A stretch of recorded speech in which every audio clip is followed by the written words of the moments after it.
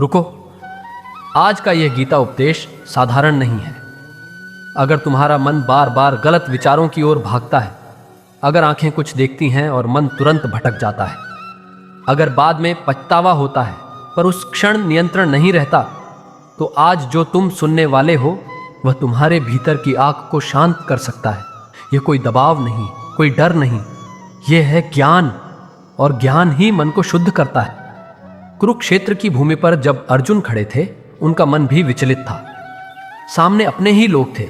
मोह, करुणा, भय, भ्रम सब एक साथ उमड़ रहे थे। उन्होंने धनुष नीचे रख दिया और कहा, हे कृष्ण, मेरा मन स्थिर नहीं है। तब श्री कृष्ण ने जो उत्तर दिया वही आज का गीता उपदेश है।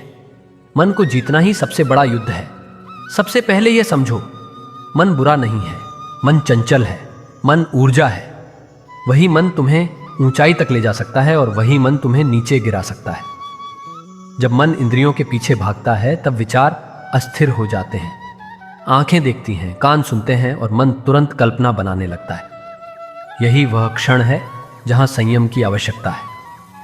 गीता सिखाती है, विचार बाहर से नहीं आते, वे भीतर की वृत्तियों से जन्म लेते हैं। जब तुम किसी को देखते हो और मन में विकार उठता है, तो समस्या सामने वाले व्यक्ति में नहीं है, समस्या दृष्टि में है। अगर दृष्टि शुद्ध हो तो हर व्यक्ति आत्मा है। अगर दृष्टि विकृत हो तो वही व्यक्ति वस्तु बन जाता है। इसलिए गीता कहती है, अपने देखने का तरीका बदलो। सामने कोई स्त्री हो या पुरुष, पहले उसे आत्मा समझो, ईश्वर का अंश समझो। जब सम्मान की दृष्टि आती है तब मन शांत होने लगता है। विचारों की जड़ इच्छा है। इच्छा से आसक्ति पैदा होती है, आसक्ति से अपेक्षा, अपेक्षा पूरी न हो तो क्रोध, क्रोध से मोह, मोह से स्मृति भ्रमित, और स्मृति नष्ट हो जाए तो बुद्धि नष्ट। यही पतन का क्रम है।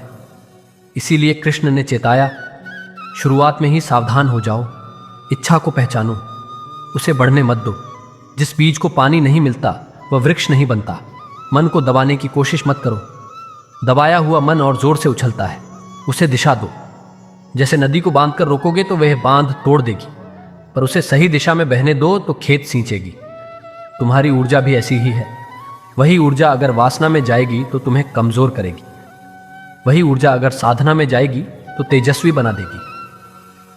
गीता कहती है, तुम शरीर नहीं हो, तुम आत्मा हो।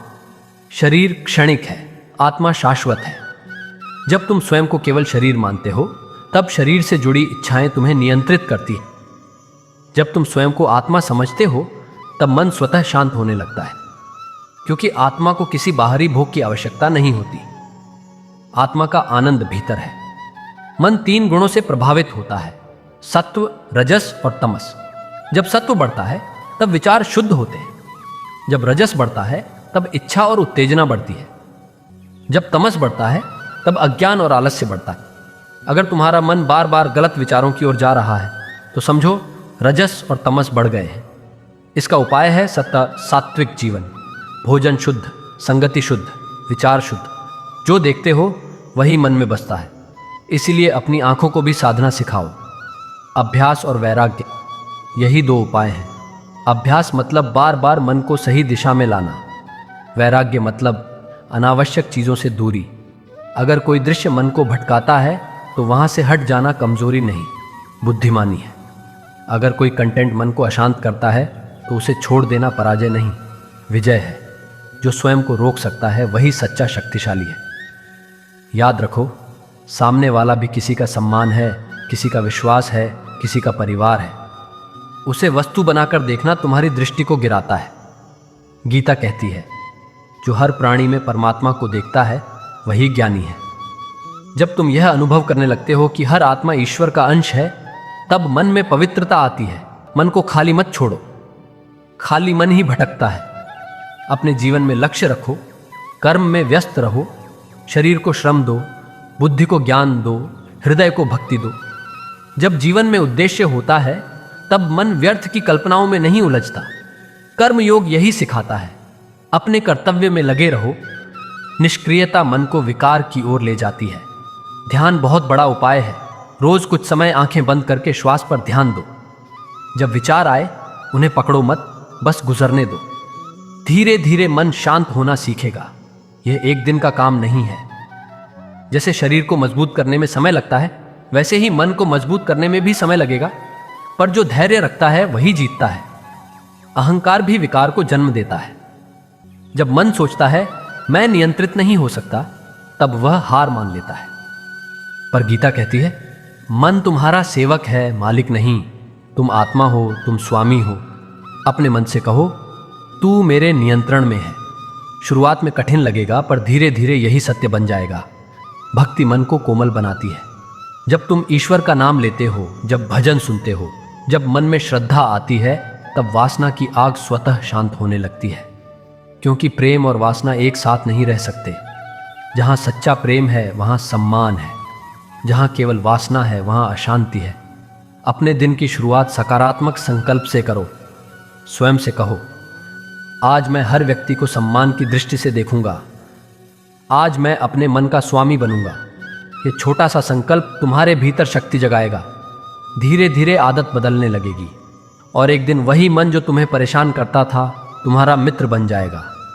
याद रखो, गलती होना अपराध नहीं है, गलती पर टिके रहना अपराध है। अगर मन भटक जाए तो खुद को दोष देकर डूबो मत। तुरंत संभलो, दिशा बदलो। जैसे अर्जुन ने संभल कर युद्ध किया, वैसे ही तुम भी अपने भीतर के युद्ध को जीत सकते हो। सच्ची ताकत बाहरी शरीर की नहीं, भीतर के संयम की। जिसने अपनी इंद्रियों को वश में कर लिया वही सच्चा विजेता है। दुनिया जीतने से पहले खुद को जीतना जरूरी है। गीता का यही सार है। मन को साधो, दृष्टि शुद्ध करो, कर्म में लगो और ईश्वर पर विश्वास रखो। जब तुम यह समझ जाओगे कि हर आत्मा पवित्र है, हर व्यक्ति सम्मान योग्य है और तुम्हारा मन तुम्हारे नियंत्रण में है, तब गलत विचार स्वतः कम होने लगेंगे।